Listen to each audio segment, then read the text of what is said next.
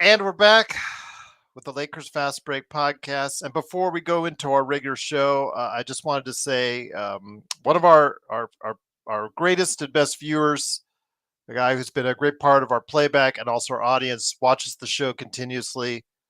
Jeremy in Australia recently messaged us that he is undergoing through some really bad times health wise, and he's not sure if he's going to make it. So, if Jeremy, if you're listening, from all of us in the Lakers Fast Break community, we're rooting for you, man. Rooting for you, and hopefully everything with you and your health will be okay. Hopefully you're listening to this, and wishing you all the best. Don't want to lose you, buddy. Such a great part of what we do right here at the Lakers Fast Break. God be with you, my friend. And we're back with another episode of the Lakers Fast Break podcast. It's Gerald Glassford coming right back at you here from Lakers Fast Break, a pop culture cosmos where we cover the latest news and trends in pop culture each and every week, twice a week, wherever you get your podcasts. I'm going to be covering CES and my time at CES. I'm going to go tomorrow. I was supposed to go today, just didn't feel like it today. So I'm going to go tomorrow. I'm going to go brave the 100,000 people plus at CES tomorrow and let you know my thoughts for the weekend, how it went. Looking forward also tomorrow to go ahead and hopefully start up an Inside Sports Fantasy Football.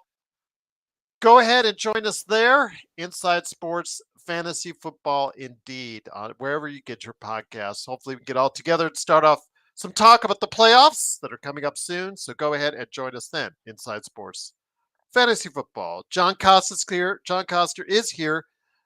Clutch Talk and Lakers Corner. Wishing him all the best. Great part of what we do at playback.tv/Lakers Fast Break. Big shout out to him, Danny, Laker Nick, Mark, yep, who's coming on right now, Sean and Joe. Cannot thank you guys enough for suffering through a big fat turd on playback.tv/Lakers Fast Break, indeed. But wanted to go ahead and give it a shout out again. Please go ahead and subscribe and like to Clutch Talk and Lakers Corner. Also, as well, Joe's game. Joe Soro has a game called Corrupt, Coreupt. Get it now on Steam. Go ahead and support him on his own company if you're in the Southern California area. And speaking of Southern California, not only do you need to go to Simblades with the Y.com, but send a little prayer to Danny, who is also right now going through some turbulent times with the wildfires in his area in the Pacific Palisades. So, man, rough times for all of us here at the Lakers Fast Break, but we're with you. We're with you, both you, Danny, and you, Jeremy. Please, our thoughts are with you from all of us here at the Lakers Fast Break. But also as well, of course, Empire Jeff TV, of course, Lakers in 5, Daniel Barry Sports Highlights, yo, John McCallion channel. Of course, Alfred Espen, who was on the show yesterday. Go ahead and check out my conversation with him. Stone Hansen at report_court. The Legend 350, I'm going to try and get him on tomorrow if I can. If not, I'll get him on very soon. Also, as well, of course, don't forget to like and subscribe with us. We're at over 2,020 subscribers. As soon as we hit that 2,000 mark, boom, we're taking off. So that's because of you out there. Truly appreciate you joining us. It's funny, Joe, because you're coming on the air now. You logged me off. I started the post game late because he actually he logged me off. I'm like, where the hell am I? So I got back on there and everything's okay now. But man, go ahead and make sure you get Corrupt on Steam, Coreupt, and also as well Simblades with the Y.com as well. But the Lakers came into tonight. Tough loss to Houston, but you know what? We said that was the loss we're going to have in Texas. No Luka, no Kyrie.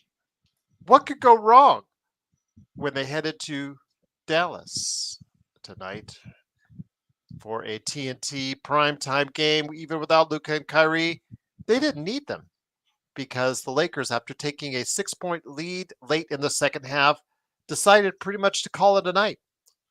Their defensive perimeter pretty much called it a night the entire time as 3 after 3 kept falling for the Dallas Mavericks. In fact, they hit 18 and 47% shooting in all. Terrible defense tonight. Probably one of the worst defensive performances I've seen from the Lakers this season. Played with their food long enough, it got spoiled. And of course, like I said, they were up 6 points late in the first half. So, right, started with Klay Thompson hitting a couple threes, getting them on a run, and Dallas never looked back as they outscored the Lakers, 65-47 in the second half, and humiliated the Lakers on a game where, again, no Luka, no Kyrie, no excuses, as I said last night, and I'll say it again.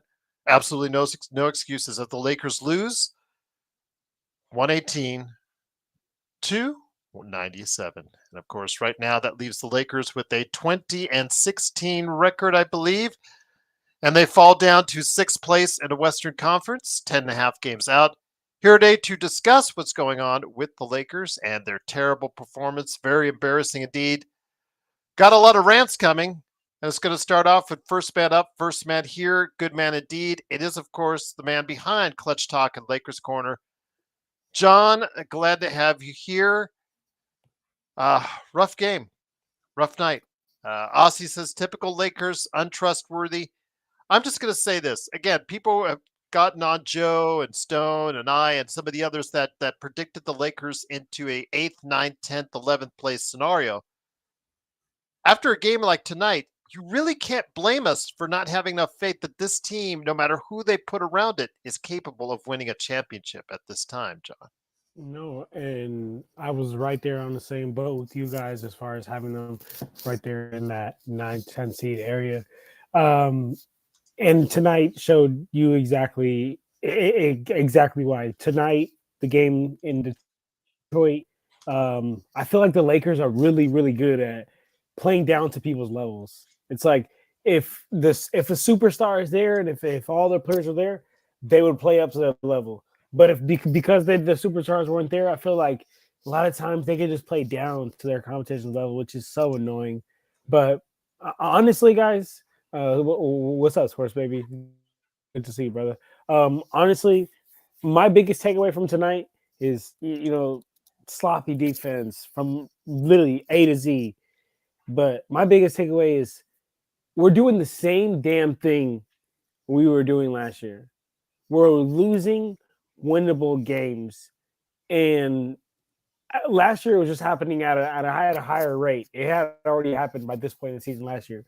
But damn, y'all, losing winnable games is the way you fall to the 9th and 10th seed, and you really got to battle your way to even be in contentions. So, should have got the job done tonight, but I mean, everyone's going to say that. But happy to be here as always. Embarrassing third quarter. Just want to talk about how Jaden Hardy. I don't have the quarter by quarter stats just yet, so I'll talk about it a little bit later in the stream. With Jaden Hardy, I believe he had like 13 points in that third quarter, and he was getting downhill at will, and I blame Lakers' lack of perimeter defense. Well, their perimeter defense was awful. The way they recovered for 3-point shot attempts was terrible. But also, I want to mention before I get it over to Mark, they really knew who to target, and they targeted Austin Reeves and then Dalton Connect.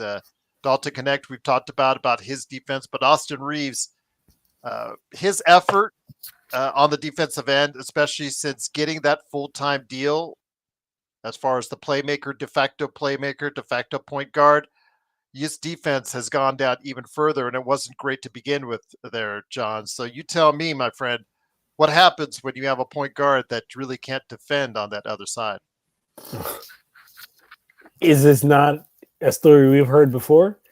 Yeah. Have we not heard this with D'Angelo Russell? I'm not saying, that's D'Angelo Russell, but is this not what we were just so desperately trying to get rid of? Yeah. We're looking for two-way players, man. The league is getting to a point where if you can't at least hold your ground on both ends, keep the defense guessing by being able to shoot a little bit, by keeping them on their heels, and be able to keep up with players enough to where you're at least not a defensive liability, these guys are just going to get played off the court eventually, Gerald. It's like having a whole bunch of Rudy Gobert's on the team. How great are you if you can only bring me contribution during the regular season? I'm not trying to be a regular season champion. I'm trying to hang him up, Gerald. Trying to hang him up, brother. Yeah, I hear you on that one. Also here today, good man indeed. He heads our Australian coverage of the Lakers fast break. And again, our thoughts and prayers are with our friend Jeremy. I hope you can hear us. Please stay with us, my friend. Stay around for a long time to come. It is Mark, aka Xbox, and Mark, you're probably the as now as becoming a regular, the most vocal on our playback.tv/Lakers fast break coverage, and that's not necessarily a bad thing because that is exactly what every Lakers fan is experiencing right now after getting embarrassed in a game we should have won. I said it during the playback, my friend. I think this is worse than the Atlanta game. I think this is worse than the Orlando game. This is the game that you should have chalked up as a win. We took it for granted and got it thrown right up our ass. Yeah, big time. And just before I go on, I'll also shout out to Jeremy as well. Hope you're okay, mate. Obviously, it's a really sad message to get that from you. But if there's any way that you can reach out to any of us, feel free to. Danny, we Because we'd said love you to too support earlier, you. my friend. We got our prayers And for Danny you. We boy. know you're suffering out in the Palisades. So, Yeah. Shaka So bra, my friend. Shaka bra. yeah, look, all that puts, NBA or, basketball into perspective, but that's why we're here. And so if we talk about the game tonight, man, it was a shocker. And what worries me, and like I said during playback, is that potentially our real level. I'm not saying, that we're always going to lose to Dallas without their two superstars, but just the signs tonight from a lot of the players was shocking. And we don't need to just isolate, and we sometimes do it, AR and Dalton. Come on, man. Rui was horrific tonight, and he was worse than AR. He was worse than Dalton. The guy's on the third biggest contract for the club. He scored 6 points. Another game where Rui decides he'll go missing, he's gone missing. AD, man, honestly, like when I started, I'm obviously working as well, so I'm watching the game and keeping an eye on work, which should probably be the other way around. But I noticed enough early to know that we weren't going to win the game. We've seen it before in other games where it just has that gut feel. I didn't feel it against Houston. I felt like they made a better effort to come back. Obviously, they did from a score perspective, but they felt a bit more on, maybe because of some people that weren't there. But tonight, I just didn't feel confident at all, even without the superstars, that we'd be able to come back. And I said to you boys during playback, Anthony Davis in the fourth quarter, when you look at other players like Joker, like Giannis, like some of the big boys in the league that are considered the prime players in his contemporary or his peers, they want the ball in the fourth quarter every single time. They want to either score or set up plays, and he just doesn't want it, man. So how are we going down this path that this guy's our next 1A player, and we need to be building around him? Man, they've got to be looking for an out for me. I just don't see Davis and James winning a title. So if that's the case, and we're all about chips, and he's our most tradable asset, I'm just seeing some signs I don't like. Even you look back at the other day, he scored 30 points, and I just caught a soccer ball randomly. 30 points, and it just fell from the sky. Um, and he's just not. He just doesn't get up for winning time. I keep saying it. For me, he's got to be looked at being traded. But yeah, not just him as well. We can go on about everyone on the team, but bad signs from the team tonight. And AR was bad, but so was Rui, and just a shocking game, and probably shows where our level's really at. And unless we make more trades, we're not going to go far. Once again, it is the Lakers getting embarrassed on a day again where the Lakers had every opportunity to win. 118-97. They lose to Dallas. Again, they're sixth place in the Western Conference. And here today to discuss it, good man indeed. Please go ahead and check out his game, Corrupt, on Steam, COREUPT on Steam. And also as well, please go ahead and support him if you are in the Southern California area with his company, Simblades, simblades with a Y.com. It is Locks1947 at LakersBall.com. Joe, Great to have you here. Change your name when you get a chance, my friend. I wanted to go ahead and ask you this. We've been doing this now for more than a couple years together. And it seems like whenever they have one of these losses, they do the same things pop up. Uh, Poor perimeter defense. Everybody and their grandmother hits 3-pointers. Missed layups right and left. And then somebody makes a really stupid play on top of it. And AR with a layup with less than 3 or 4 minutes left in the game. He has an easy layup to the basket if he lays up his left hand. Decides instead to throw a behind the back pass to AD that's contested and of course stolen, which pretty much summarized the game in general. Just poor execution and poor basketball awareness the entire game by this team. Where did it all go wrong for the Lakers? Because it seemed like it went all wrong from the get-go on how they approached this game, Joe.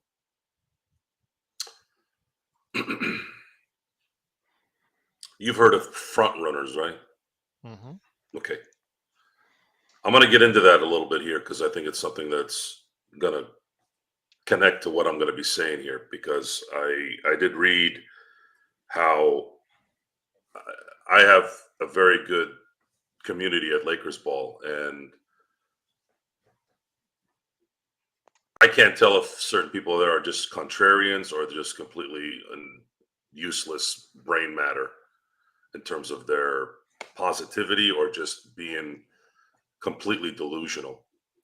And I find it coincidental that we end up finding out earlier today that certain people think that we don't know what we're talking about, or others are better than certain people. And I'll just leave it at that. When dickless pieces of shit tell you something, this goes for anything in life. When dickless pieces of shit tell you something that's not true and deny that you know the truth when you are telling the truth, what do? Do you call them out? Do you sit there and smile? There's really no answer to that. No answer. This team, meaning the AD LeBron era, when things go well, they seem to be okay. But it was a very short window, a year and change. And we made every excuse on the planet about why and who and what, because that's the society we're in. We are a society of excuses. And if you get too harsh, too insensitive, however you interpret that, there's no insensitive on this side, but people interpret it that, right? That's their comprehension because their brains are mush. To me, it's what it is. You don't want to believe it, that's on you. When they're front running, they're great. And you don't want to hear this part too either. When LeBron is a front runner, he's great. But who the hell do we talk about? Who do we respect? Who do we keep going back and talking about? And I don't like talking about the past. You can ask any of my friends and family. They talk about, oh, remember this, remember that, remember this. I'm like, yeah. Okay, yeah, okay, we did it. Why bring it up? Yeah, it was a nice memory. I don't like talking about the past. I like talking about the future. I like to use the past as knowledge and understanding on how to make now better. Now. I don't give a shit what happened before. But to explain what this team is, and we're trying to keep things from a sports to a sports thing. There's a lot of weird things going on right now. Jeremy's sick. I don't know what the hell's going on with him. You got fires all over LA because allegedly some fucking idiot homeless guy had a cigarette. He lit something. Like, the amount of just uselessness out there is in abundance. We like to come and watch sports. These guys are getting paid how much money? $60 million a year? So that we get on here to excuse them. They're paid $60 million and they have idiots like us coming on here and making excuses on why they're not playing better. Think about that for a second. 60 million, 50 million, 30 million. Oh, his leg hurts. Oh, his arm is the joints. Really? That's what we've come to. Why? Because we want to appease a certain idiocy that society has continued to put us in. This pussy ass, bitch ass. We got to stay positive and we got to be all like, yes, and let's do it. And, if we don't make it, we tried hard. Fuck you. How about that? How about that? Fuck you and your weak ass, stupid ass, second place, eighth place, ninth place fucking mentality. I've heard more stupid talk about making a Western Conference Finals the last few years than I have ever heard anything when it comes to the Lakers. Is that what you're proud of? We made it to the Western Conference Finals 2 years ago? That's the shit you're going to now? Eat shit. It's over. I don't care if the Lakers win the next 50 fucking games. If they don't win a championship, they're shit. And the shit was created by that idiot that sits up top, Jeannie Buss, and that moron that sits below her. And LeBron James and Anthony Davis certainly don't make things easier because they're not whooping any of these idiots' ass that's playing next to them either. Making behind-the-back passes when the fucking layup is right there. Who creates that aura? The same guy that shoots a three after he just made a debilitating turnover or doesn't run back when he gets a foul call that doesn't get called. Understand this, guys. There's a reason why this shit goes bad. All the stuff. I'm not trying to bring other things into this, but I have to compare it to something that everybody knows. All the bad shit that people do, all the weak shit that people do, there are consequences. You need to be disciplined. You need to be focused. You need to understand who's around you, what you do. Are you about winning? Are you about being it? If you're not, get the fuck out of the way then. Retire. Go away. Go to another team. I don't want to hear excuses anymore. I'm done. I am not giving excuses anymore to anyone who's making this kind of money, has all these advantages, and yet I'm sitting here. It just clicked tonight. You guys knew something was wrong tonight, right? I wasn't talking the whole night. Like, it clicked. Sometimes I thought you were sick. I thought you were under the weather. There isn't a goddamn flu or COVID or anything that can fuck me up. I don't give a fuck who it is. I don't care what it is. I don't get sick. I don't have time for that shit. The bottom line is sometimes shit hits, and I'm happy it hit tonight. I'm happy it hit because it makes me feel good that I get it. I get it on the same night that you had certain guys telling me I don't know shit or I don't do things better. Motherfucker, now you're seeing it. Okay? I know more about all this shit than any of you, 99% of you motherfuckers out there.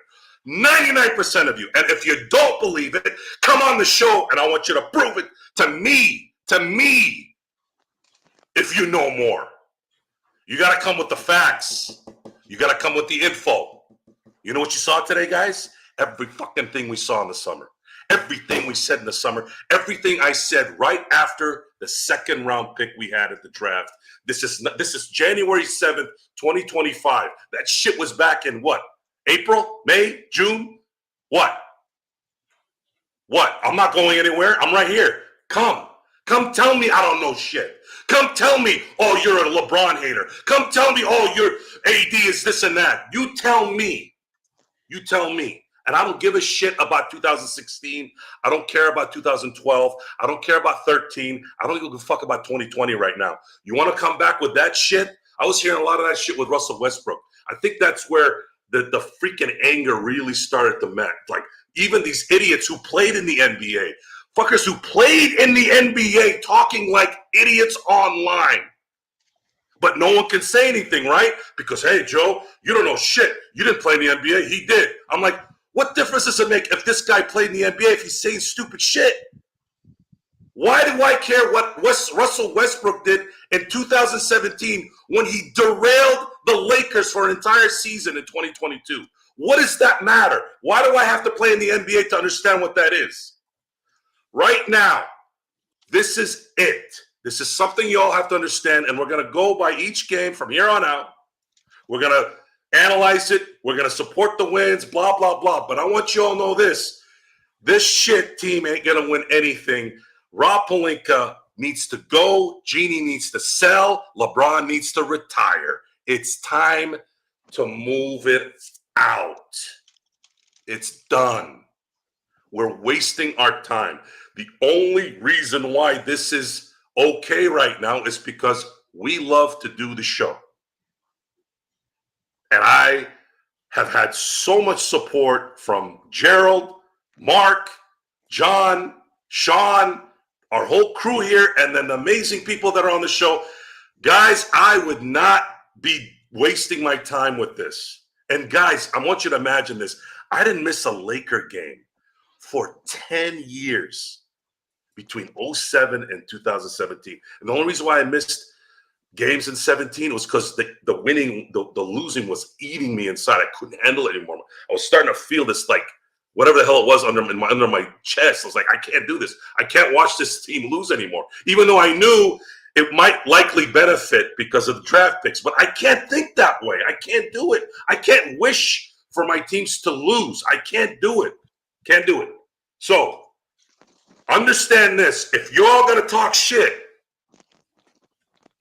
those who are talking shit, a few of you, I want you on this show, and I want you to tell me as much as you can to my face why we're wrong.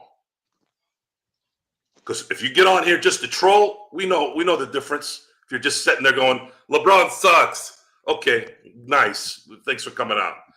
But if you're going to come here with some bullshit, I want to talk to you. I want to talk to you right here. And I want you to tell me to my face, I am not an armchair quarterback. I'm not sitting on the fucking couch going, oh my God, I can't believe this, not understanding the consequences. You tell me this, and I'll end it at this so you can go with John. How does a 6'10" superstar miss 4 fucking layups tonight? I have the answer. I'll give you a second to give me the answer. I'll tell you how. Concentration. What do we tell you? Focus. What do we tell you? Focus. This team is not focused. They're not animals. They don't want to go get it. They don't want to go get it. They're not about that. They're satisfied. Everyone. Me?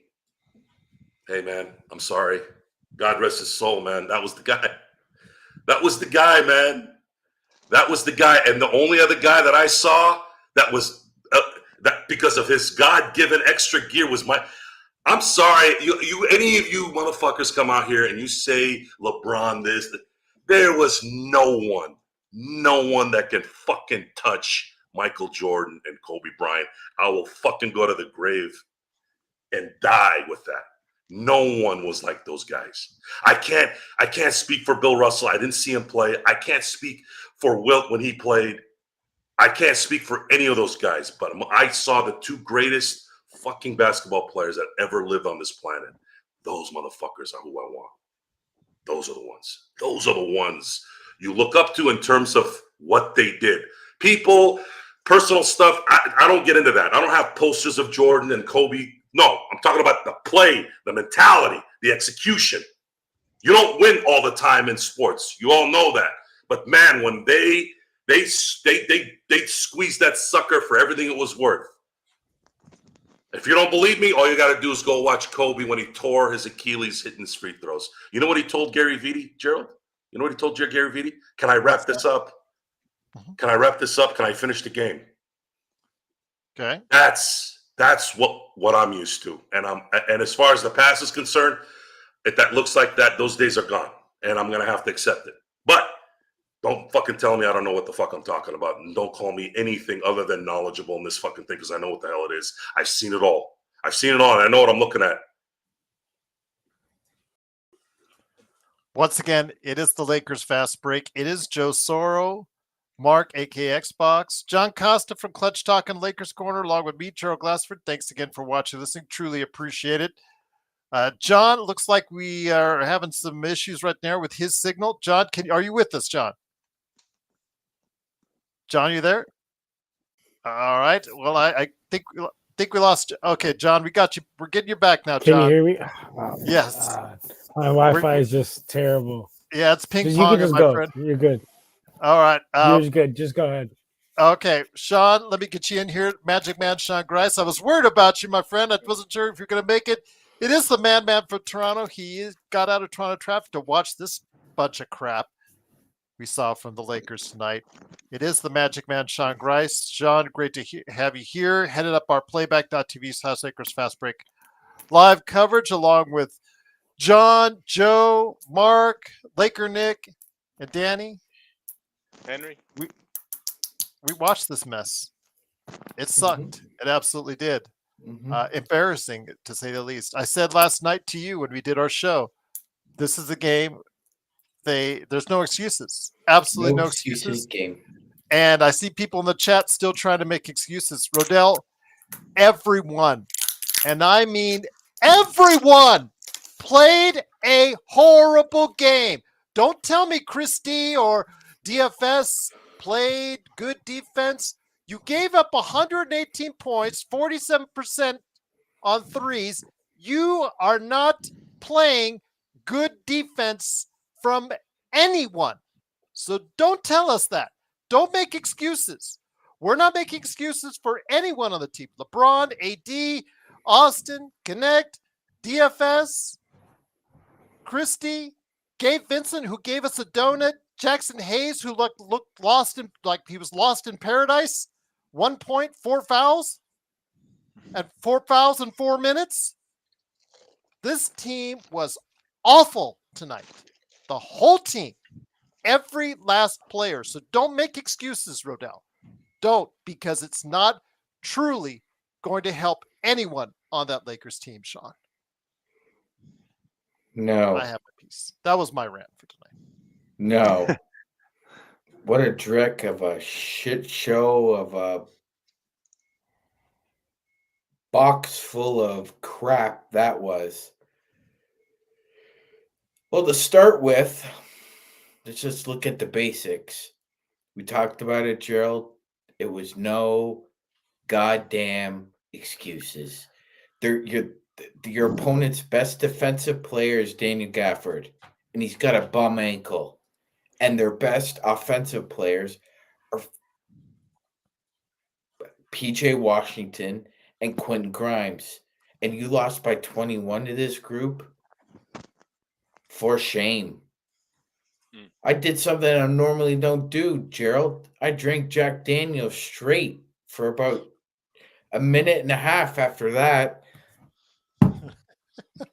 You did that for me. No. You like Mark. I'm sure you're familiar with how upset I could get, and Gerald is too. We've talked about some conflict resolution skills about this crap, and he said, "Well, one of them's drinking, and tonight was a good option because that was a bunch of that was the worst game I've seen the Lakers play in about a year and a half.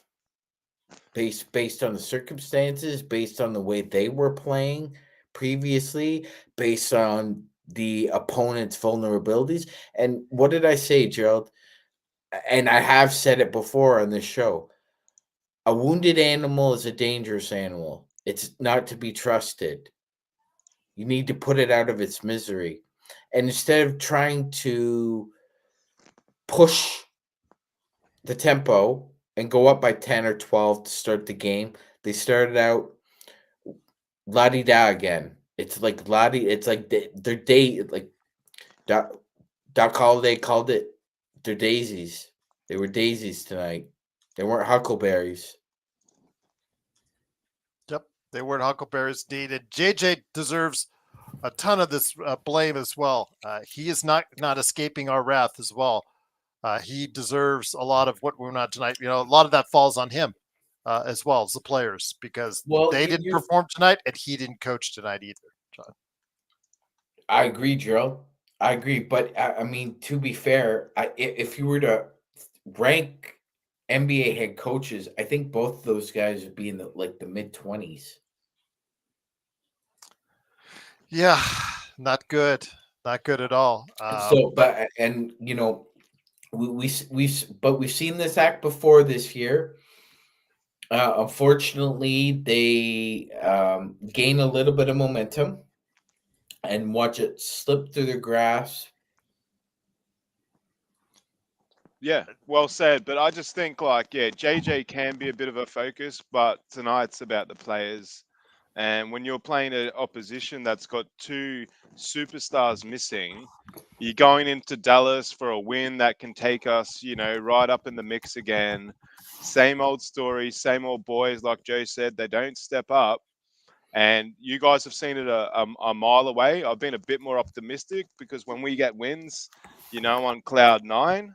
You start to get entranced. You start to get a little bit hypnotized. We start getting, a false sense of security. I mean, we were thinking the other day we might be in playoffs by the end of January, and we're not. So, JJ's one thing, but he's only got the cattle that he's been given, and he's making mistakes. We know that.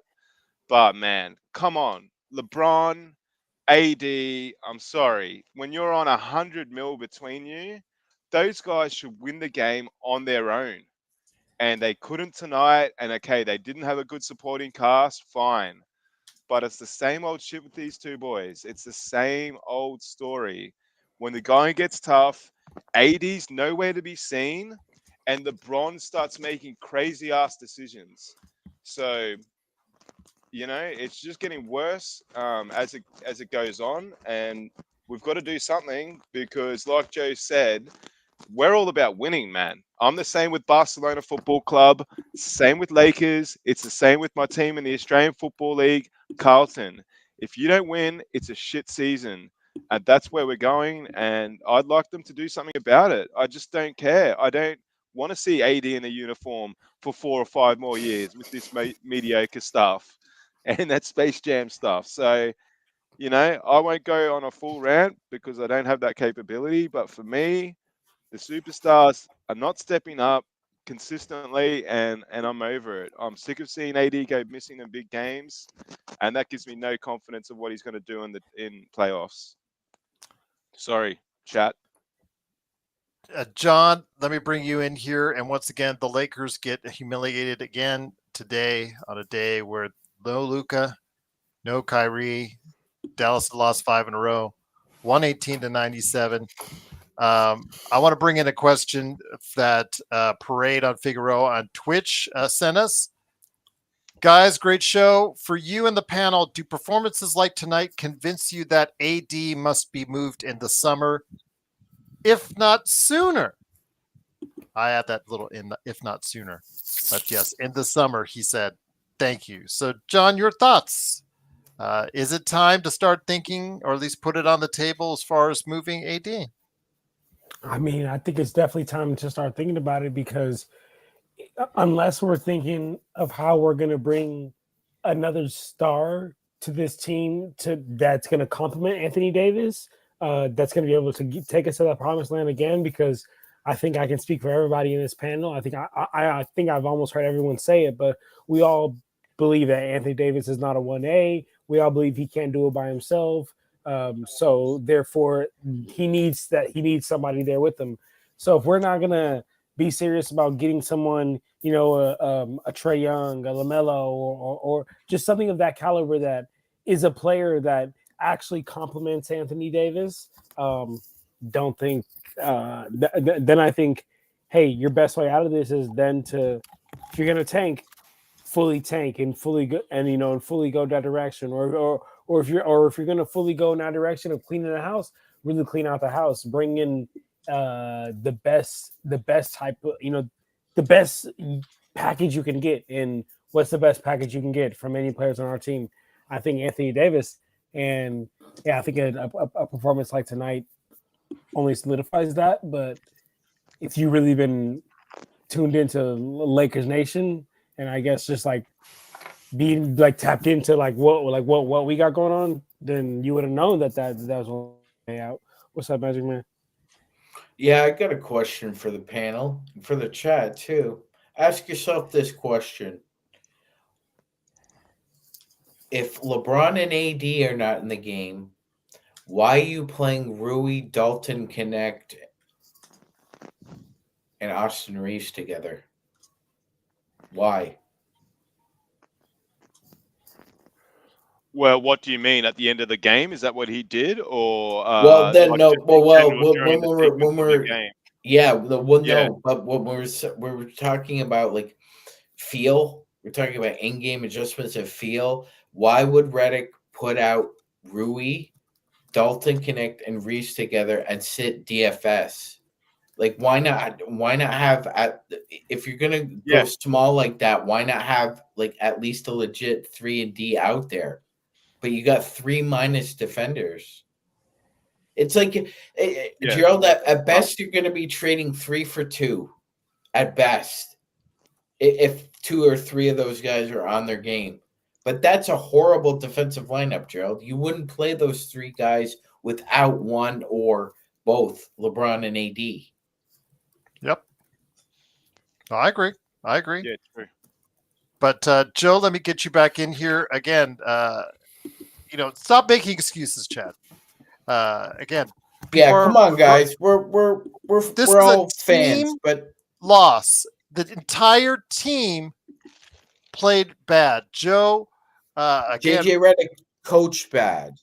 the whole team played bad. I mean, I hear Rodell. Oh no, who is it? DFS and Christie Gerald, did their jobs tonight. Did they do their jobs? They give up 47% 3-point shooting on the perimeter.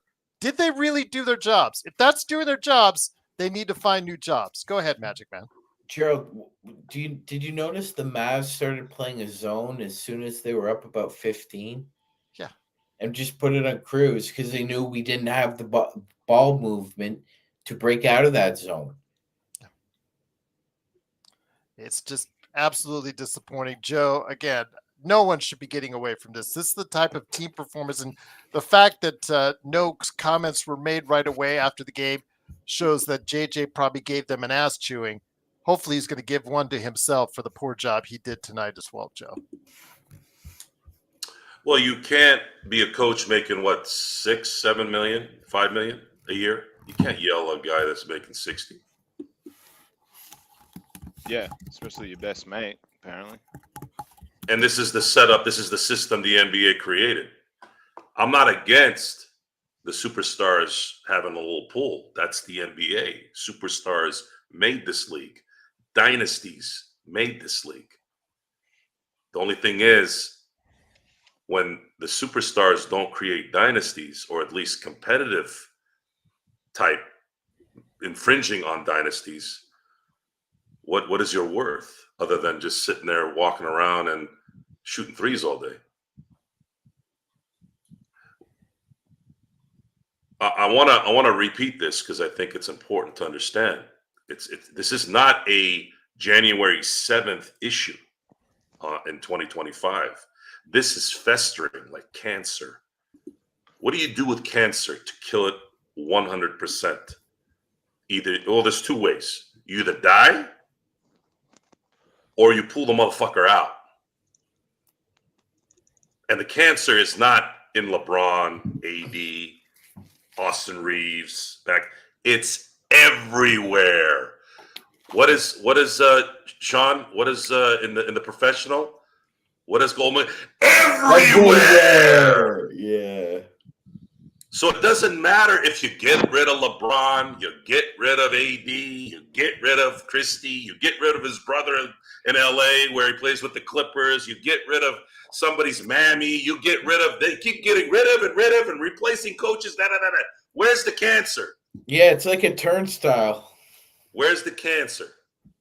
You all know where the cancer is. Folks, whenever I talk business with people, the first thing I always advise them in any business venture, do not ever let someone else make the call for your business. They will fuck you, they will take your business, or they will ruin it either way. This is what it is. This team has won one 50-game season in 13 seasons. And it's going to be 14 soon. This is not a January 7th, 2025. Maybe we've just finally reached the top. Instead of the big money pile in The Dark Knight that the Joker slid down, for those of you who watched the movie, ours is a giant pile of fucking shit. That's what it is as a Laker fandom. Until the cancer's all pulled out and it's from top to bottom, you are not ever going to see excellence again. Ever. And that is the bottom line. There are just because you were great before doesn't mean anything now. Tom Brady, what does he say? Tom, what's your favorite Super Bowl? The next one. If you don't have that kind of mentality and you're supposed to be this greatest of all time, what the fuck? How are you the greatest of all time? No greatest of all time, really, in my book, ever doesn't have the venom. Sorry, it's just not going to work, folks. You want to stay positive? I'm not arguing against that. You go ahead and do that. But our issue here is you cannot sit here and insult intelligence, not my intelligence, not Gerald's intelligence, not Sean's, not Mark, not John. I'm talking about intelligence in general. But that's what people do because they want to manifest this fantasy. They want to manifest this utopia of shit that doesn't exist. So enjoy the season. We're going to do what we do. But understand this. This team,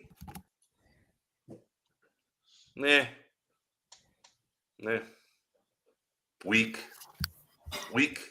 These guys weren't playing basketball, they'd be working at freaking Home Depot, man. And that's an insult to Home Depot to a certain extent. But then if you ever go to a Home Depot, I've never seen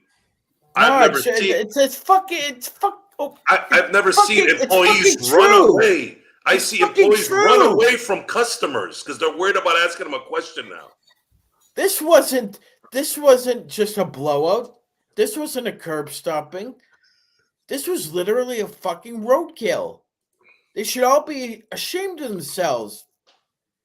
Yeah. No one on the bench screaming at these guys, going, "What the f- are you doing?" Nothing. Everybody just casually sitting down, thinking about what they're probably going to do tonight, what skank they're going to bang, whatever it is that they do. That's what these guys do. You want me to respect that? You want me to respect that? Really? That's what you want me to respect? Why? Because they got money? Because they're famous? Fuck them. I don't give a fuck how much money they have, how famous they are.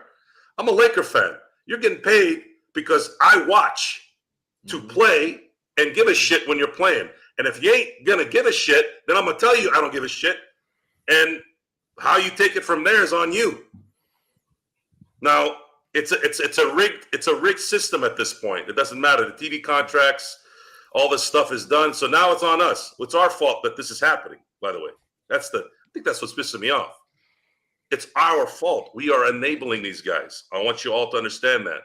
We are enabling it because if 80%... Ultimately, Joe, we need to blame Joy Taylor. If 80% of the Laker fandom stopped watching the Lakers, that's when the shift would happen, would like really mess up. We're talking about they go to the arena and like, wait a minute. Why are there only, what is this, the Miami Marlins game? Like they don't know, they wouldn't know what to do. But we're here to entertain. So that's worth it to me. Because look, there are Gerald, there are cycles in sports where certain franchises have a big period of disrepute. The Lions are a good example. Before Dan Campbell, they were barely hanging on by a thread. Before then, you need Barry Sanders to run like 250 yards a game in both directions in order to actually make the playoffs, and eventually they turn it around. Sometimes you luck into it. like a hapless franchise like the Cincinnati Bengals who land Joe Burrow. Sometimes that stuff happens. It just doesn't happen to us in this century. It happened last century. It's not happening this one. And I wouldn't be as pessimistic as my cohort over here.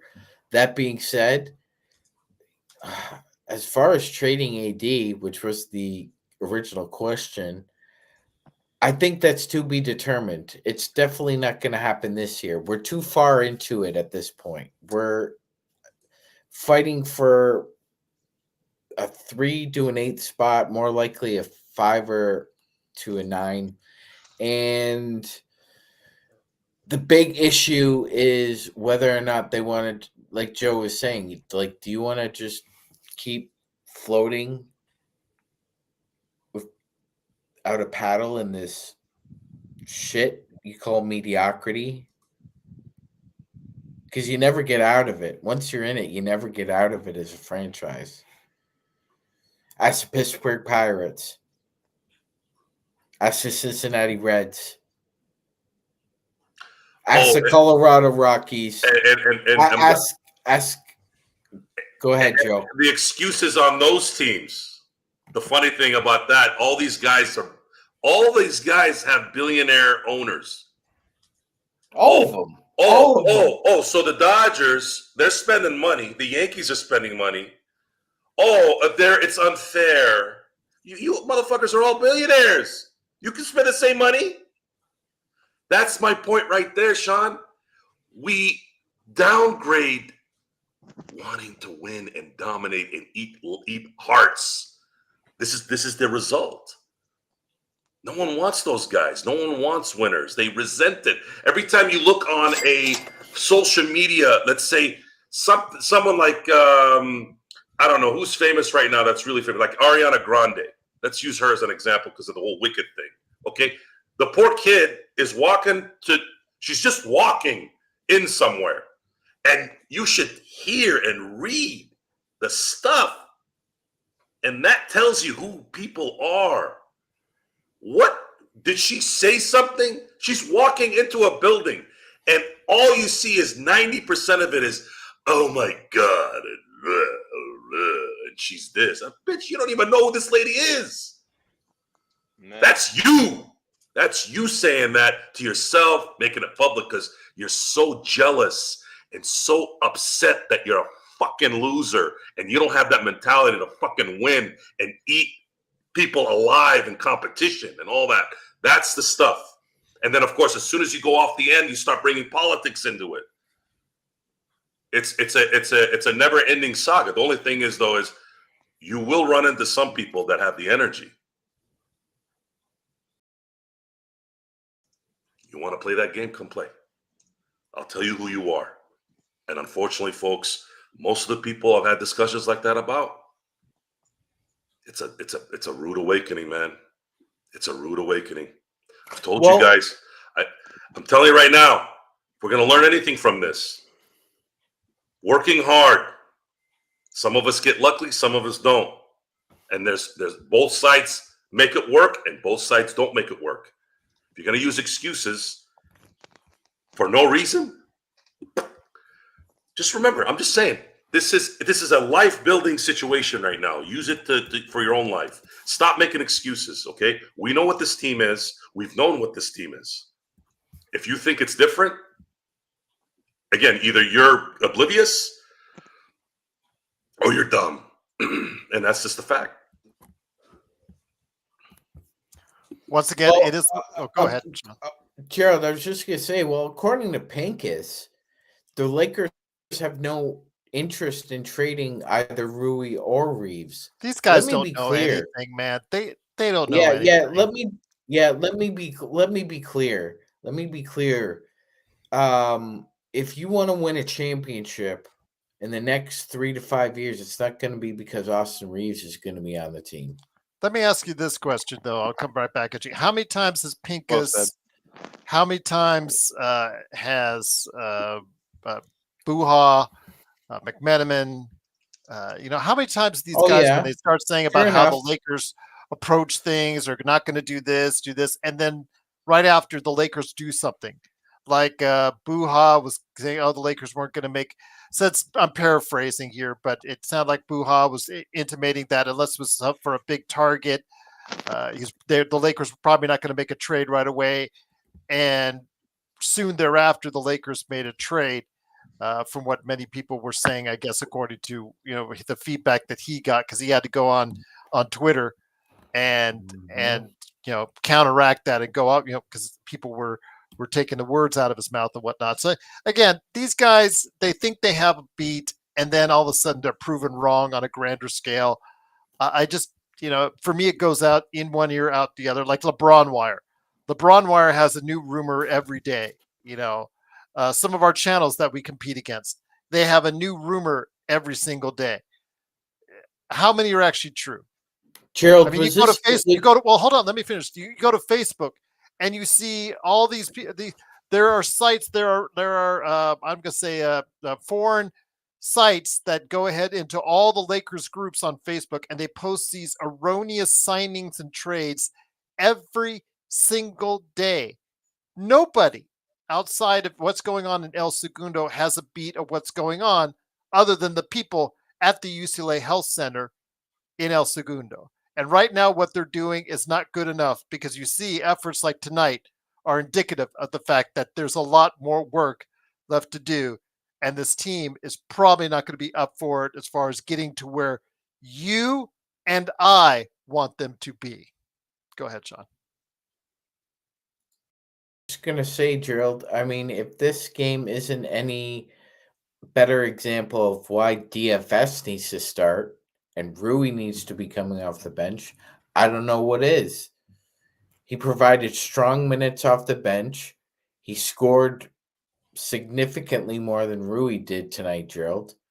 He still gave up his share of points. I think he sure did, but I think he should be starting over Rui. Oh yeah, that was the devil. That's something we've been talking about for days now, with Rui's inconsistency and his streakiness, which is the player he has been all along. Rui will go on a hot streak and make everybody chant Rui, and then all of a sudden he'll go on these streaks where he can't even hit layups, and then there we go. He is the player who he is, and defensively, it's just never been pretty. Once AD goes off the floor, their answers for a backup five has been absolutely abysmal. Jackson Hayes has been terrible since he came back from injury, and when they try to go small with a DFS at center, when they go with a LeBron at center, DFS at center, Rui at center, it's been absolutely a cluster of just epic proportions. So they just have no answer. And it is a trap. It is a trap, as you got Jamie Sweet, a.k.a. Admiral Akbar, up there. But, at this point, there's a lot more work to be done. The Lakers are who they are. They're in that mix between second and 12th. And if they go on a hot streak again, absolutely, they're going to be right in the mix. That's just going to get you guys up and going and in our faces again, saying, look at the Lakers, look at the Lakers. And they're going to go ahead and pull another one of these where they go ahead and pull up a crap game like this. And it's just going to prove our point that this team is no better as a team than really what they are. 6th, 7th, 8th, 9th, 10th. They're in that mix. They're just an above 500 team that's going to make the play-in, maybe make 4th seed at the best, going to be out by round 1, and then we're going to be all crying all through the summer again, like we always have been for the past few seasons since 2020, Magic Man. Yep. That's the way things are looking. Yep. And you guys and Jamie Sweet's in the chat. Great to have you here, my friend.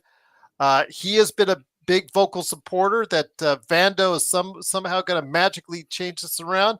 The report on him is that he worked out 5-on-5 yesterday with the coaches, Joe.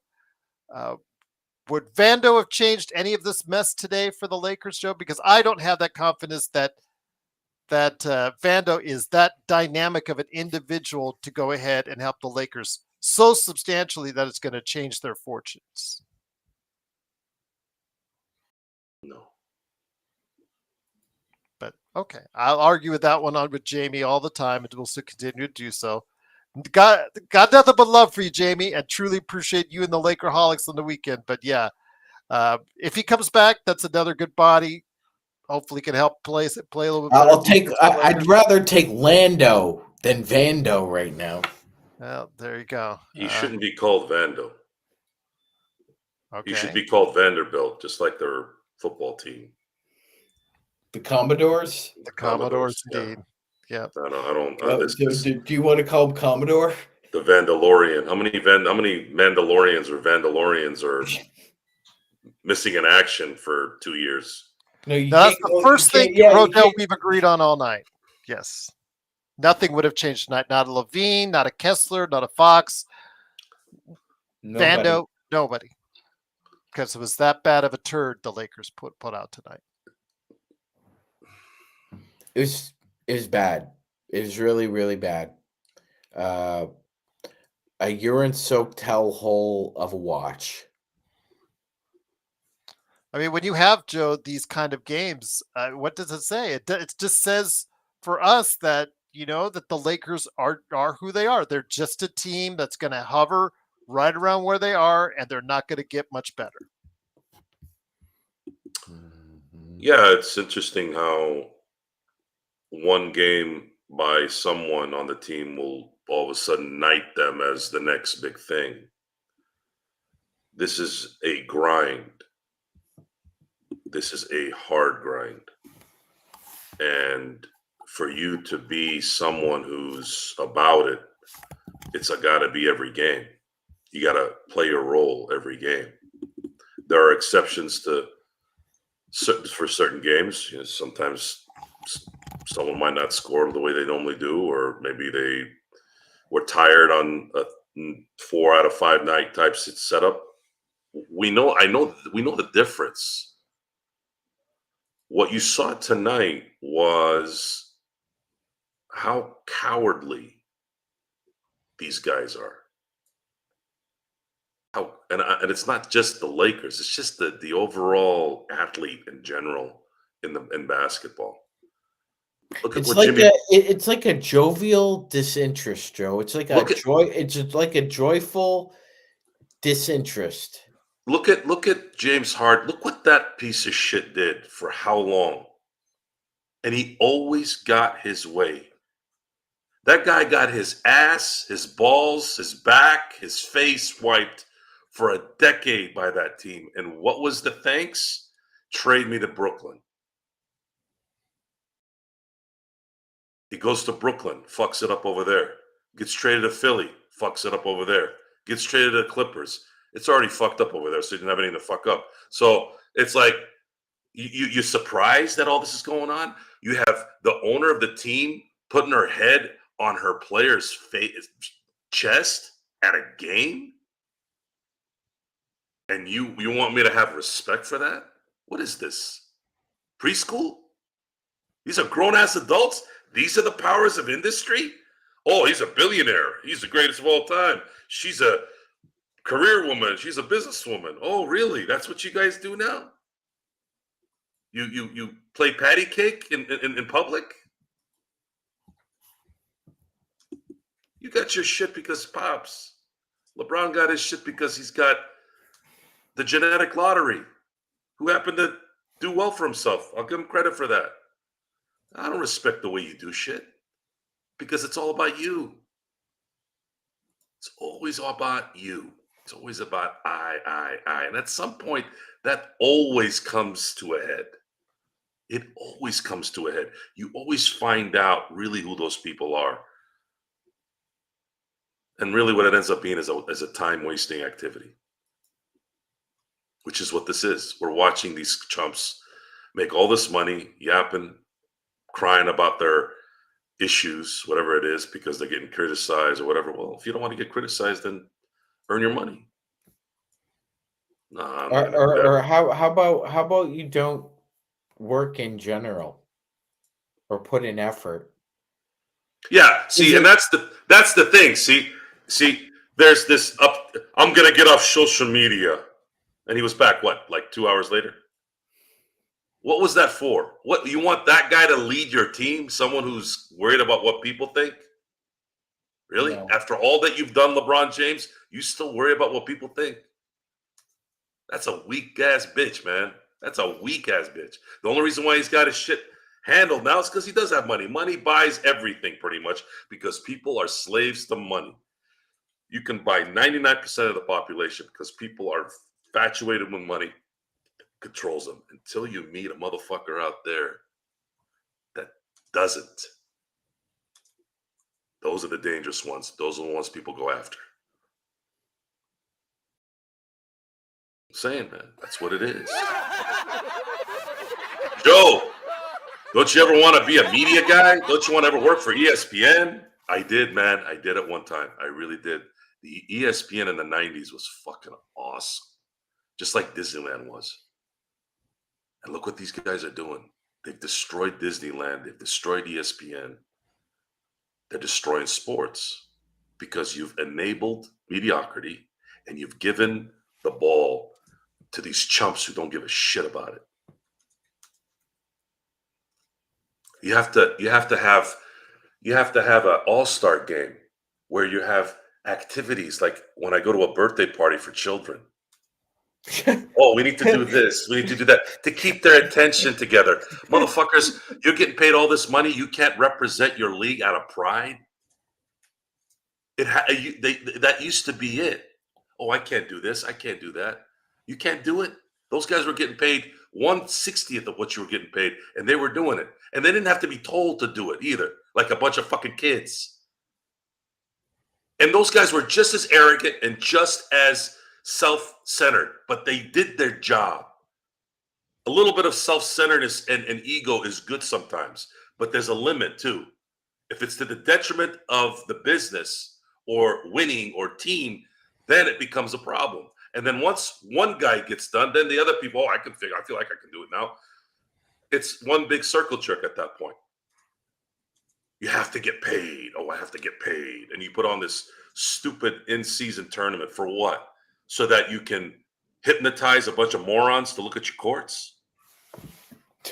Really?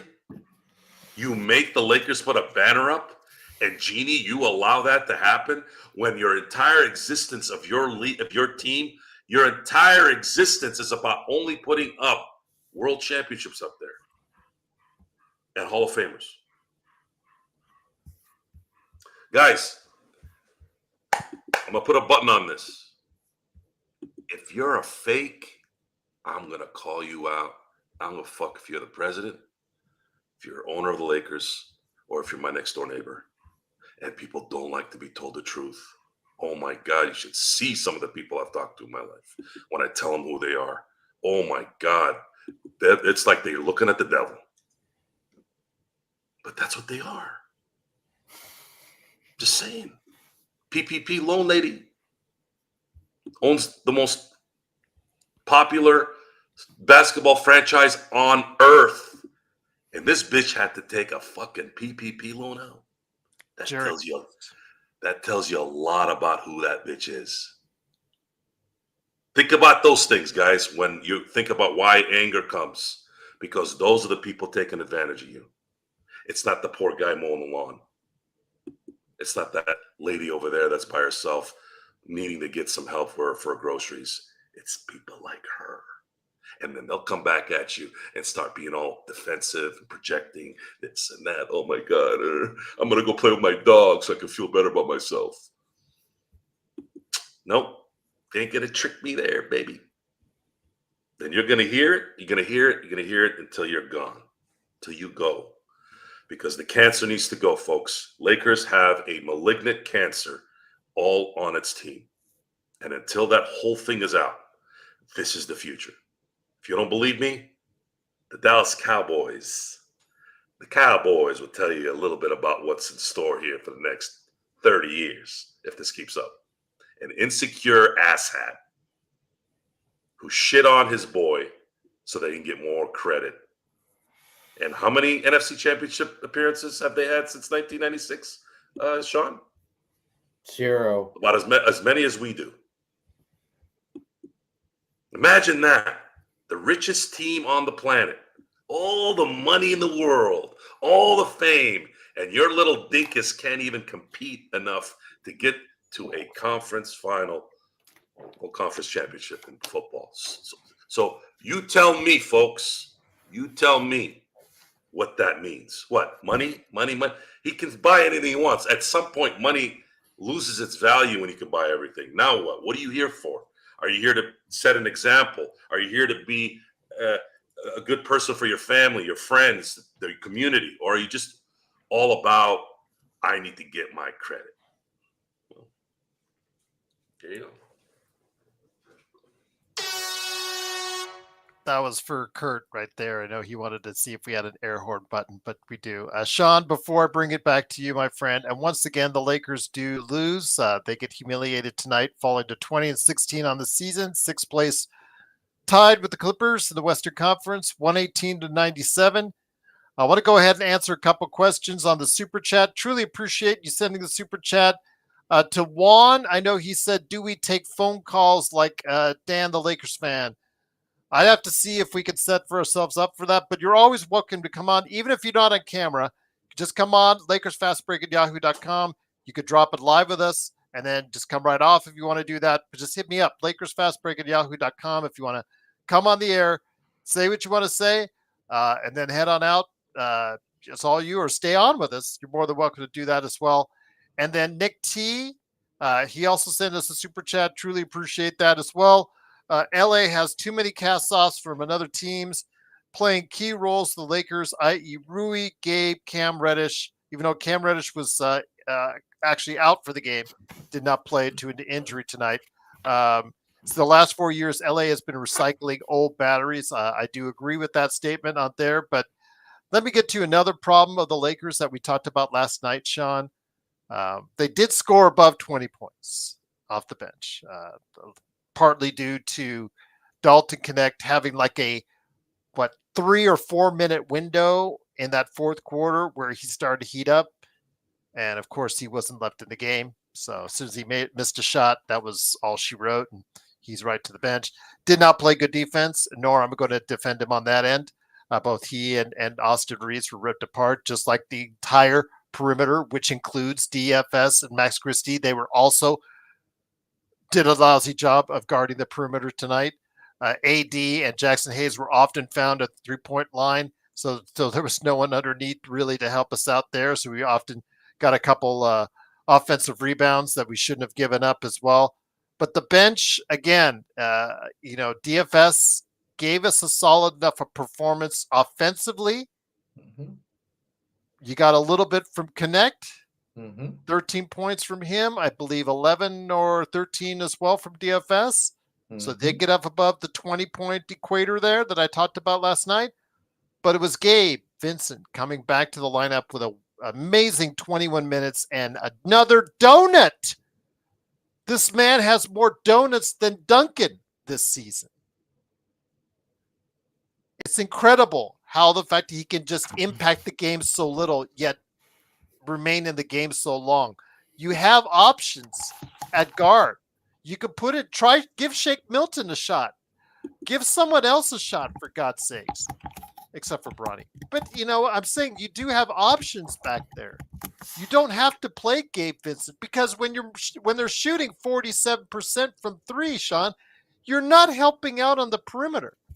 So why not go ahead, if you see that already happening, make the move if Gabe is so ineffective for you. And Jackson Hayes, first 4 minutes of the game, 4 fouls. Absolutely killed him for the rest of the game.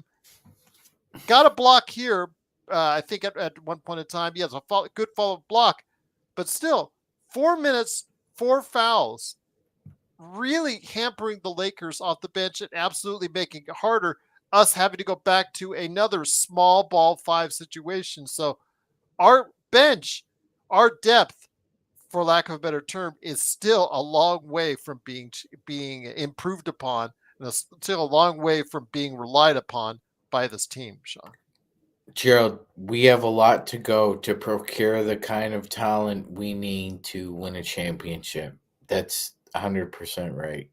Yeah. It's going to take a while. And I can't believe this, but Gerald's going to make me harken back to Sam Mitchell. whose famous rant from the Raptors was, I'm looking at the stat sheet here. I'm seeing one guy with 25 minutes, one guy with 28 minutes, one guy with 17 minutes, 0, 0, 0, 0, 0. I need more than 0. Or you could stay on the bench. Hey, I want to stay on Sam Mitchell's good side, by the way, because he'll call you out. He will I'm just call gonna you. say, He he will will call call. you out. He will call you out, and he's actually a pretty good, darn good basketball player. That being said, Gerald, like you said, it's gonna be a while before we can procure the kind of time. Like, so look at it this way. Joe was talking about us enabling, and we could quibble about the words.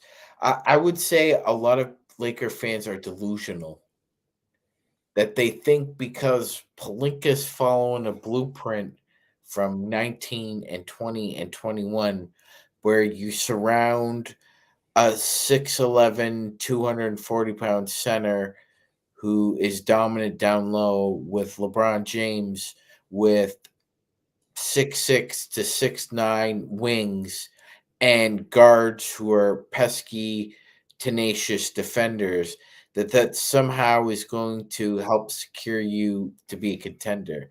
Well, the issue there is at that point in time, AD was 27 and LeBron was 34. They're 5 years older now. And you need better versions of those horses called thoroughbreds. The Lakers have horses. They need thoroughbreds.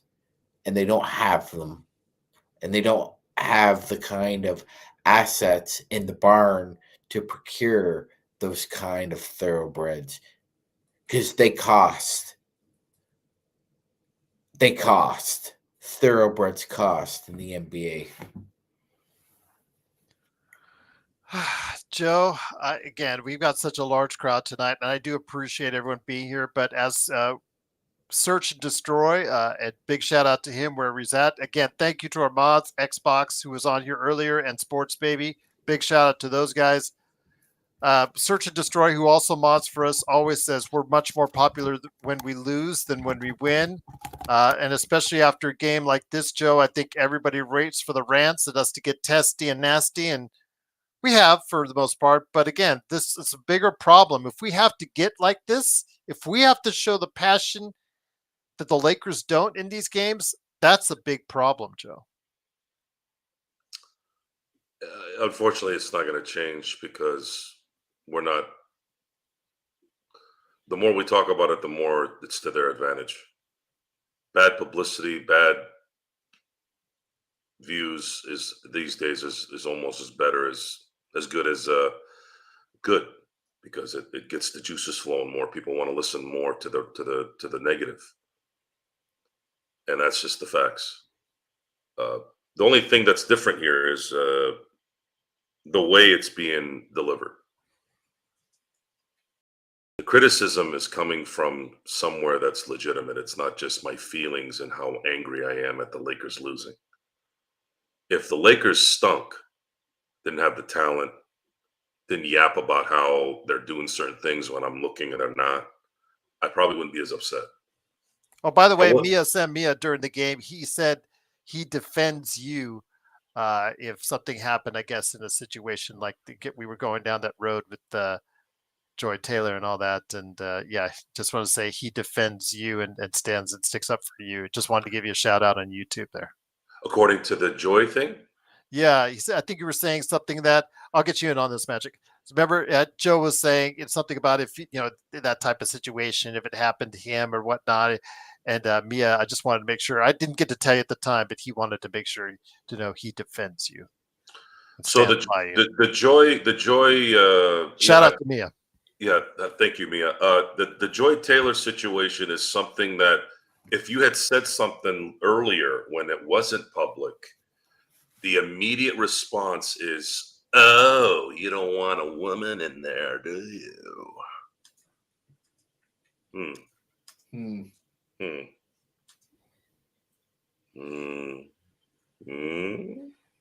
Shake Folks, down, folks, you're not gonna shake down. the ones who are secure with who we are. You're not gonna be able to pull that bullshit. We know what's going on. Watch for 10 minutes how this person talks. This bitch didn't know anything about football or baseball. And the thing is, the weird thing is, she's Jason Taylor's sister, right? Like, you think maybe something would have rubbed off, some kind of knowledge. Not really, maybe. I mean, my sister doesn't really know the stuff I do either, but you're in the sports world. You're doing that for a living. How about some relevant information instead of your feelings? And then this idiot had a show recently where she was talking about arguing about that too. On top of it, man, does she looks. Guys, folks, if you're gonna listen to me about anything, please listen to me here. It'll help you in your life. Your instincts are a very good indicator of what things are. Not 100, nothing's 100%. But my God, these people get their jobs and they don't have talent. You could see it. You could see it. It's right there. Now, if you want to look at something and not really pay attention to what they're saying, all right, I get it. I get it. Joy's a very attractive woman. I get it. Where do you think she got her first big job, Joe? I don't know. Take a guess. You're pretty good at that. Give you a hint. Give you a hint. It's on the coast. Which coast? All right. So she got her start with Lebertard. $7.90 the ticket, Miami. Okay, that makes sense because her brother played in Miami. He's a god in Miami. I get it. The thing is, though, is it doesn't matter. Like, I grew up with Hannah Storm, Linda Cohn, one of the best writers ever. Hannah was one of the smartest people I watched who could dissect basketball. Gerald, didn't she play for Notre Dame? Look, guys, I want to. Anyway, yeah. Look, I know a little bit about this. I went to school for it for a very short amount of time. My mentor is a fantastic human being on this planet, John Chalesnik, worked for ESPN, helps kids all across the country get sportscasting jobs. I know a little bit about that world, not to the degree of the ESPN, but sort of do. I mean, I've been around certain guys that have been in that world. They tell us what's going on a little bit. I grew up knowing what true talent was. Again, if you're going to bring the woman thing in, guys, Linda Cohn, Hannah Storm, Jackie McMullen is one of the greatest writers of sports I've ever seen.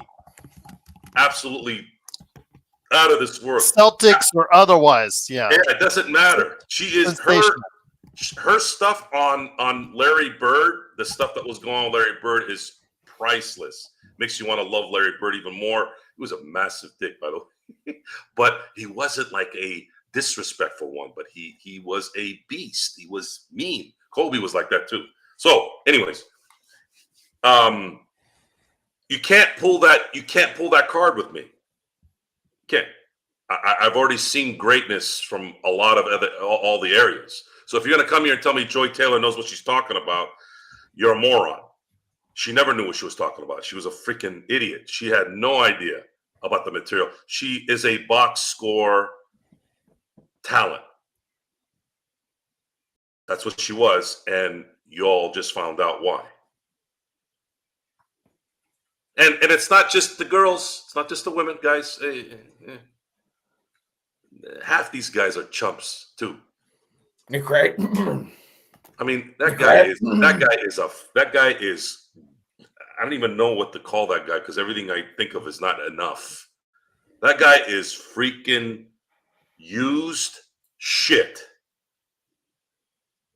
Used shit, not just shit. Used shit. Recycled shit. recycled all the things, and I would love to go toe to toe with that fucking guy. That's the guy I want to talk to. That's the guy I'd love to talk to. Sorrow, They're not going to Tango, put me on right? TV to do that. They're not going to put me on TV to do that. Sorrow. They would never versus put me on right. TV to do that. That would have to be on a podcast or something like this, and it would have to be in the same room, because if I'm far away, they could just cut you off. Then I'm wasting my time. Yeah. So with that, again, the Lakers come up short in a game that should have been theirs. No excuses, like we said, Magic Man.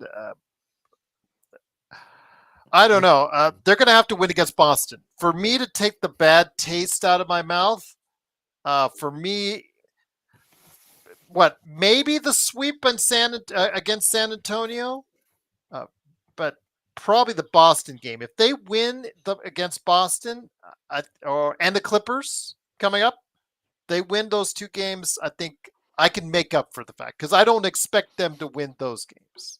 Magic Man. Your thoughts on that?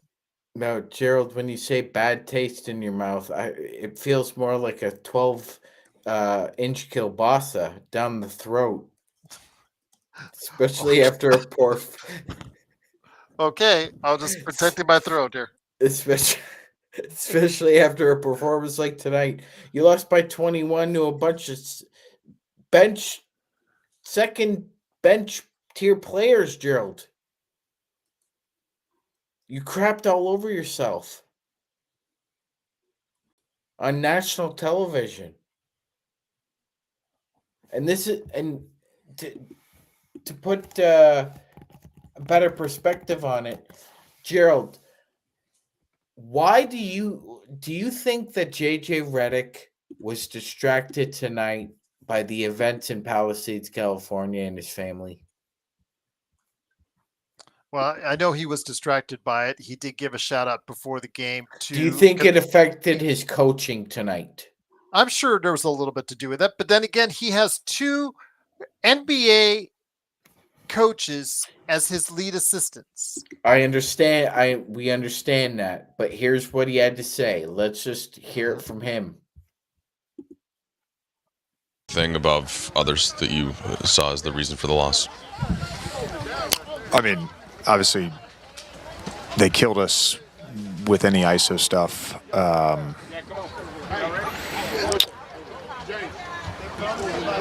We talked this morning just about not giving up ISO threes. We gave 2 up in the first quarter and then tried to press up a little bit. And sometimes we did a decent job of containing the basketball, and they made some tough 2s. And there was a bunch of times we didn't contain the basketball well, and our, basic shell day one, just wasn't good. I can't leave it on for too much longer. Well, I'm hoping I don't get copyright strike on that. Yeah, so. Hopefully not. But I mean, regardless, that's a lot of that is drivel. Gustavo, I know them all too well. This is a game that they had to get, and they didn't get it done. And I know them better than virtually everyone here. I've covered them every single day for years on this channel. So, Gustavo, this is the team exactly how we had predicted them at the beginning of the season. And unfortunately, there was some hope that this team has given a lot of people. And if they really wanted to be who they were, what they thought most of you guys thought they would be, or thought they were, they would have won this game without Luka and Kyrie tonight, and they didn't get it done. So they are like the team that Magic Man, Joe, myself, Jamie, Stone, John, all predicted where they would be at 8th, 9th, 10th, 11th team, which is pretty much what you look like when you lose games like this, Gustavo. So I think I pretty much hit it right on the nose. Okay, Gustavo, you're no worries, Gustavo. Sarcasm doesn't always translate through the chat, so I'm like, it's sometimes hard to parlay on that. So no worries, all good, my friend. But go ahead, Magic Man, finish up what you're saying, my friend. So, Gerald, we're looking at the Lakers schedule here. How do you see the next 5 games going? Oh, well, they have to win 4 or 5 at the start. That's I'm done. I'm done doing that. I'm Okay, retired. Joe's done doing that, but I'm done. I still gotta do it because I put it in the description. And they got to take both games against San Antonio. They have to take Charlotte's game, and they have to win next 5 to even get people start thinking again. But then the problem is, do they have another lapse when they play? What's upcoming for the Lakers schedule? Like Charlotte. Are they going to pull up another turd there? You got Charlotte twice over the next 10 games. Okay, and you also have the 2 games against San Antonio. That's correct. Yeah, at home on both of those games. I know that might be tough, but I think that at this point, you gave up the game that you should have won. So there's no excuses for you at this point. You have to start winning games you're not supposed to win. And even if most people think that the Lakers will split against San Antonio, the Lakers have need to win both those games. In order to kind of undo some of the damage, you have to sweep one of the Celtics or the Knicks, and you have to win the rest of the games you play against Memphis or Oklahoma City. They've got 5. The 5 of next games are at home. Their next 5 games are at home, Magic Man. They should Charlotte go 4-1 minimum. Yeah, 4-1 minimum. Charlotte, 2 San Antonio games, Miami, and the D-Lo reunion tour in Brooklyn against Brooklyn. So you have to win 4 of those 5 games. Absolutely no excuses there. Go on the road to the Intuit Center and beat them at the Clippers, and then finish off against Washington. I might start thinking back as far as this team might have a chance to compete somewhere a little bit higher. But then again, are you going to get blown out by Boston on the 23rd? That'll put us right back to where we started.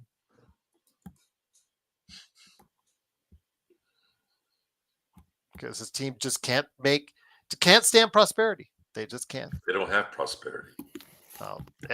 Whatever they had, Joe, they lost it tonight. They maybe when they were up 3-0 at the start of the season, but Mirage. You should call the Lakers the Los Angeles Mirages. Be safe, Danny. You're being evacuated because he's in that area. Be safe, Danny. We're wishing for you, and hope you and your family stay safe. Hope everyone out there, Pacific Palisades area, that are affected by the fires are being safe, are staying safe, and also as well, I hope as minimal damage as possible to your homes out there, but also, most importantly, your families. My wife sees that Sean jinxed this without wearing the Jerry West jersey. Okay. Well, it's those Lake Shoes uniforms. Everybody think they're cursed. We had the jersey issue a couple years ago against the Warriors, where I wore the same one, I think, for about 4 games, but we were up 3-1. Yeah. Then everybody told me to take it off, and I took it off, and we got our ass swept. Oh, terrible game today. The Lakers just played awful. It's just no excuses. Not because of Sean. And Gerald, I'd like to point something out. And Joe's talked about this. I haven't heard him talk about it on this channel, but I've heard him talk about it elsewhere. Is the difference between, like, in these drafts, you draft an athlete instead of drafting a developmental player. Like, for example, Jackson Hayes. Jackson Hayes is an incredible athlete, but he is not a basketball player. A basketball player he does not make.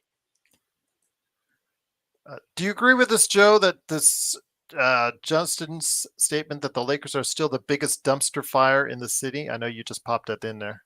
Sorry, okay. I mean, there's still UCLA, which has been a dumpster fire for a while now. USC was supposed to be Lincoln Riley territory. It's a dumpster fire and a half. Oh my god! And then they've reversed enema themselves. I hope they enjoyed selling that plane to him and his wife. What happens during practice for their bowl game? See, like, this portal opened up and all the USC players went through it. Look, I didn't say anything at the time. Nobody coming back. I didn't say anything at the time because it's always one of those things where you're like, really, folks? That was what you had to put in there. How many titles has private plane to go get the job at USC. Yeah. You look at Juan Soto's deal with the Mets. They had to allow an allowance for his mom to buy clothes when this asshole just got $800 million. Do we include the Angels in this mix because they're a dumpster fire? Yeah, but they're not. I don't care what anyone says. Angels they are of not Anaheim. LA. You don't give a shit what anybody tells me. I don't think they are either, Joe. They are Anaheim's team. They belong in Anaheim, and they're in Anaheim. LA, no. Okay, here. I'll give you this. I don't mind the California thing. I never minded the California thing. I'm just saying. I actually thought that actually sounded cooler. Yeah, I don't disagree with you. Yeah, no. LA, come on. I mean, aren't the Nets and the Mets and the Yankees are closer together in proximity than the Dodgers and the Angels, correct? Yeah, I mean, it's still kind of weird to know that the Giants and the Jets play in Jersey. Yeah, I think that might be worse. But I don't know. Again, I'm not going to say they're not a dumpster fire. I'm not going to say they're not a dumpster fire because they are, Justin. There's no leadership. I'm not going to sit here and tell you differently. I'm going to say you're probably right on that. But, I mean, at the end of the day, I mean, still 17 titles you can't take away. The Clippers still have 0. I mean, it does dumpster fire as we are. At least the Lakers have gotten it right once this decade. The Lakers aren't a dumpster fire. The people running the Lakers are a dumpster fire. And the players that have been allotted all this free reign are only going to continue to take advantage because they're allowed to take advantage of it. The Lakers didn't have to do this last year. They could have cut their ties. They could have said, look, we know we sucked last time trying to rebuild, but at some point we're going to have to rebuild. Right? That's inevitable, right? Even if, I mean, LeBron isn't going to live forever. So why aren't you starting now? Why don't you do the smart thing this time? Before, it was somewhat understandable. Kobe didn't ever have a chance to kind of finish off to where you could adjust. It was just too, the injuries and just where they were with the Dr. Bus passing away, there was some kind of leniency there. But you should have learned from that, being you guys are all business people and we've been doing this for 40 years. Oh, you're all business. Well, you guys can't run a goddamn yogurt shop with the way you're doing shit. The only reason why you're able to is because you make so much damn money from TV contracts and all the shit that people before you did that you're allowed to do it. It's essentially like if the Mexican cartel asked you to watch a whorehouse, it's kind of the same thing. Like the NBA is just asking them to watch, like, don't do anything foolish. And like Joe said, the money will keep rolling in. There's no consequence, folks, except a bunch of people like us yapping about them. Well, there is a consequence because you know, I'm not going to go there, but continue. There isn't. Look at Jerry Jones. I'm going to use him as an example again. YouTube's going to have fun monitoring this episode. I'm just going to say that. You have Jerry Jones, whose value continues to go up, and people keep going to Cowboy Stadium. Thank you, Justin. They're not going to stop. Jets fans. I saw a video of some old Jets fan going, I'm putting all my Jets stuff away until they get the shit fixed up. The 90% of the responses on that video were, man, you'll be there week 2. Yeah, he will. What was it that Ryan was saying on ESPN, Joe? That if he were to hire, because he thinks he's going to be the New York Jets coach, the first thing he would get rid of is the Rogers Country Club, I think it was referred to. Yeah. Okay. I don't know why the Jets would be looking at it. But, ladies and gentlemen, if you asked Joe Soro if he would take Aaron Rodgers with the Steelers next year, he would say yes for 1 year. Give me 1 year. I'm not paying I'm not paying Russell That's Wilson. how another desperate. dollar. That's how desperate the Steelers are for a quarterback, ladies and gentlemen. I never thought I would live to see this. I'm a Raiders fan. I'm used to it. I can handle it. I'm used to it. I can handle it. To see this man suffer through the past 4 years as a friend, it's very moving. Well, Danny, again, stay safe. As much as I would love having you on the air to stay with us, Danny, I do not want you to do it at the cost of your own life or someone in your family. So if you need to evacuate sooner rather than later, please do so. Value your life and your family's life above all else out there in the Pacific Palisades area. So going through some rough times. And then, of course, before we go, Sean and Joe, can you go ahead and share some final thoughts? Jeremy, I hope you're watching and you're listening because, man, we truly love you, my friend, and hoping that you're still with us on this earth to go ahead and watch what we do. Yeah, I don't know what the hell is going on. It's driving me nuts. Try not to think about it, Joe, but yeah, it's that one really was sad. not good. I didn't. Yeah, I don't know what to do. I'm not there. That's tough. It's Yeah. really tough. Yeah, we got That's that word tonight, and Joe let me know about it, and I saw it in the comments. And Jeremy's, one of our loyal listeners, one of our loyal viewers, said health wise is going through a rough time. He's not sure he's going to make it. So we're wishing for you. Prayers for our friend in Australia. Go ahead, Magic Man. Yeah, Jeremy, just keep fighting. Just keep fighting. That's all you can do right now. So just keep fighting the good fight. All right, we're behind you. I know. Don't overthink what's happening right now, my friend. Just He's mentioned he's been in the hospital quite 2 or 3 times in conversations in the past couple of weeks. Sports Baby also as well talking about, I think, an infection, possibly emergency surgery. But today, or actually, he left a comment on yesterday's video with us, Magic Man. I think yes. He Hey, look, posted any kind of surgery is serious. Yes. So that was last week. Today yesterday he posted something pretty dire, and was not sure he was going to be able to watch our shows anymore. So that's we the love problem. you, Jeremy. Joe, yeah, got nothing but love for you, Jeremy. Hope you're watching this, and hope you're going to be around to watch many more. I know you didn't sound like weren't going to be able to, but hoping that you'll prove everyone wrong, and you'll be around for a long time to come.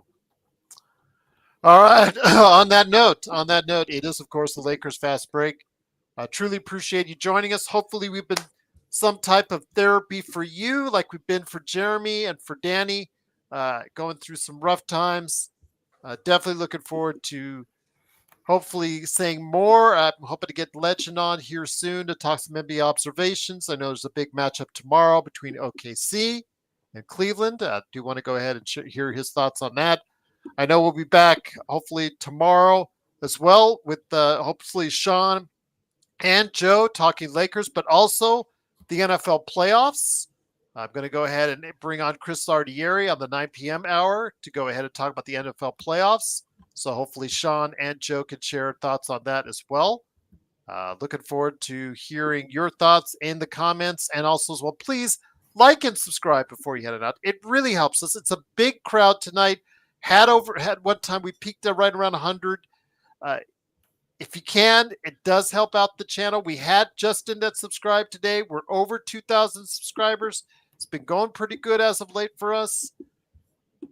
We need your help, though. We need to get up to the big guys. We want a bigger voice in the Lakers community. We feel we deserve it. We've been putting the hours in since 2019. You sure about that? My gosh. I mean, at this rate, Joe, I get it anyway, so we might as well at least start making some headway on it. So I got Believe asking us to join them again. On the plus side, Gerald, your Vegas Knights are about 30 minutes away from being in first place in the NHL overall. So They were the other day. So yeah, Mhm. they're The Jets won, so the other night too, so they passed them again. But yeah, and then it flip flops back and forth just like it does in hockey, seemingly all the time.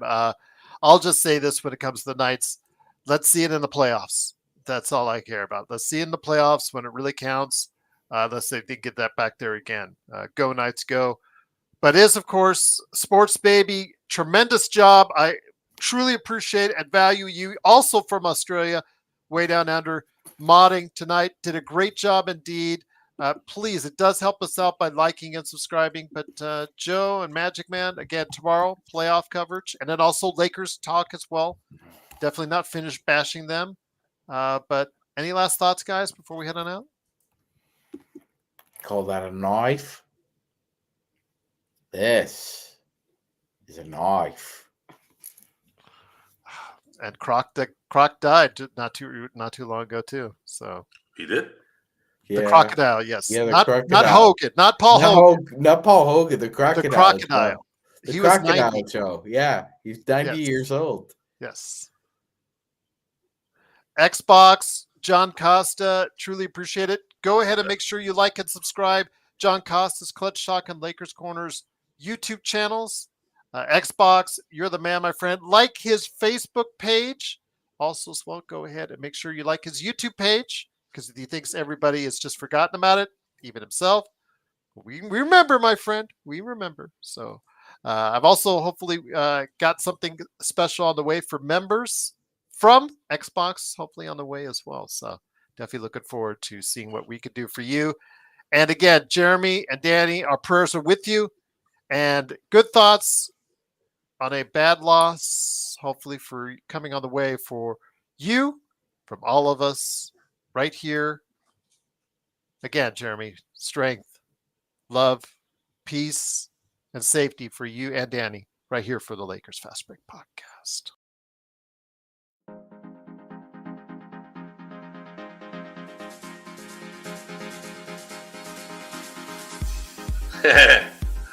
Sean punching the air right there. Always cracks me up.